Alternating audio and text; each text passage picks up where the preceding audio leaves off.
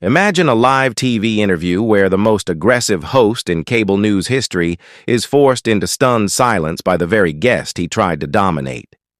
This isn't fiction. This is the moment Congresswoman Jasmine Crockett faced Bill O'Reilly and delivered a masterclass that didn't just win the debate, it changed the rules of political media forever.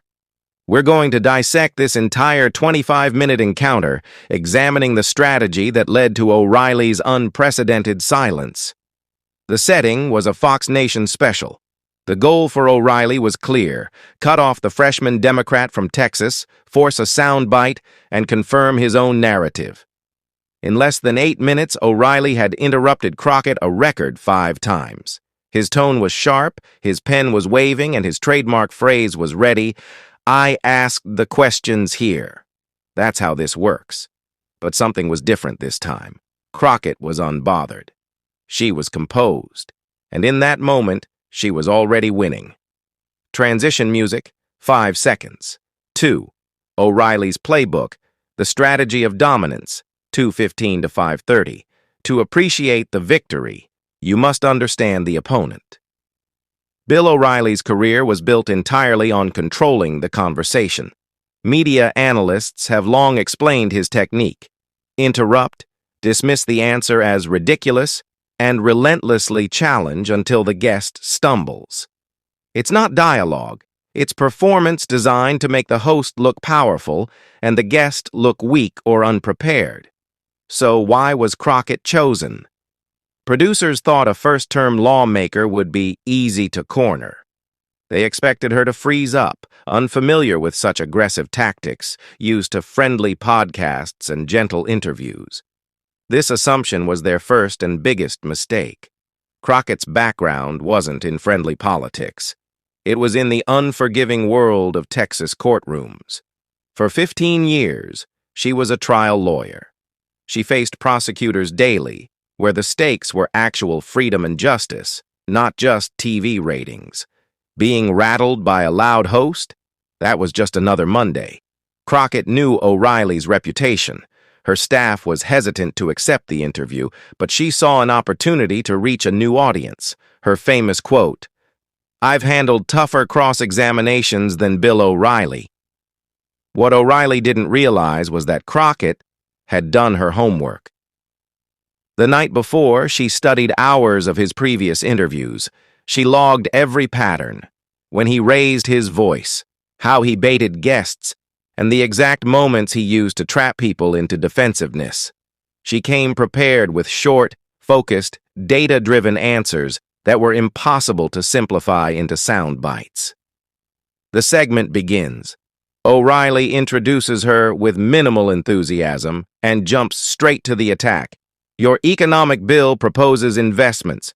How do you justify more government spending when inflation is a concern?" Crockett's reply starts, "Thank you for having me, Bill. This legislation actually tackles inflation by..." And that's when the predictable ambush hits. Less than 10 seconds in, O'Reilly cuts her off. "But it's still more government spending, isn't it?" The pattern repeats 4 times. Every time she tries to explain the bill is funded by closing corporate tax loopholes, O'Reilly jumps in, waving his pen, calling it wealth redistribution. His voice climbs. She stays perfectly poised, focusing on economic data. The camera crew, used to guests crumbling, started exchanging surprised glances.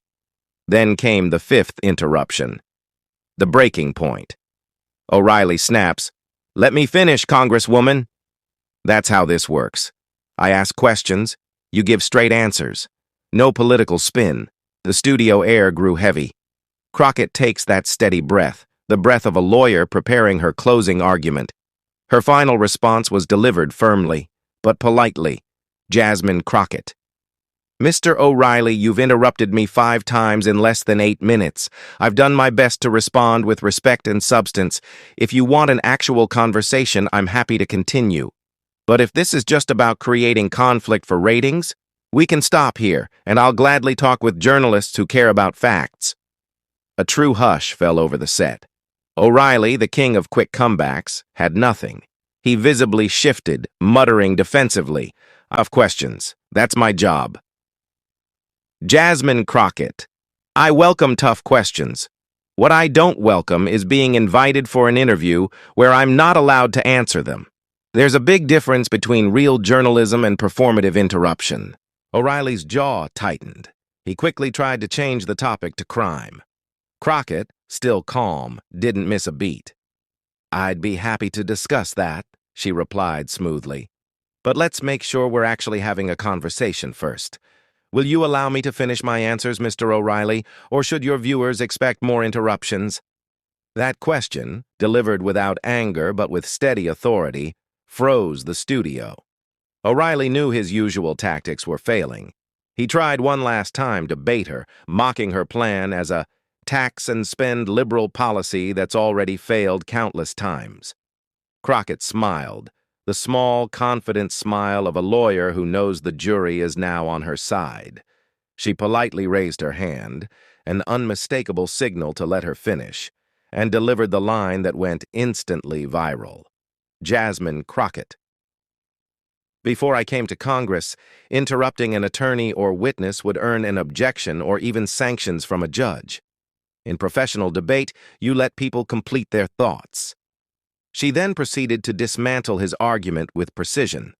She explained her bill was a public-private partnership model that uses limited federal seed funding to attract larger private investments. She cited data. Median household income rose by 23% in pilot communities. She named supporters like Nobel Prize-winning economist Joseph Stiglitz and even Republican Governor Phil Scott, who praised its fiscal responsibility. Jasmine Crockett. So, to directly answer your question, this isn't a tax and spend liberal policy. It's an evidence-based growth strategy supported by economists from Milton Friedman to Friedrich Hayek. The silence was deafening. O'Reilly was searching for words, his famous confidence faltering. He was caught between his need to attack and the overwhelming force of her unshakable facts.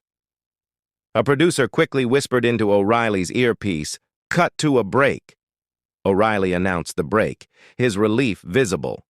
Crew members later overheard him asking his producer, "Why wasn't I properly briefed about her background?" She's clearly not your average congressional guest. Crockett, meanwhile, sat calmly, reviewing her notes, completely unruffled.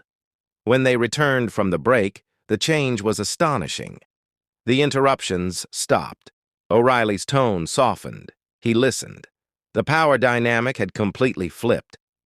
By the end, O'Reilly offered a respectful closing. "Congresswoman Crockett, thank you for your time. You clearly came prepared. It was the closest thing to an on-air concession viewers had ever witnessed from him. The clip hit over 50 million views. Analysts called it one of the most powerful moments on cable news that year. As media analyst Carlos Mendez summarized, she refused to play his game. She changed the tone of the interview completely, and O'Reilly had to follow her lead.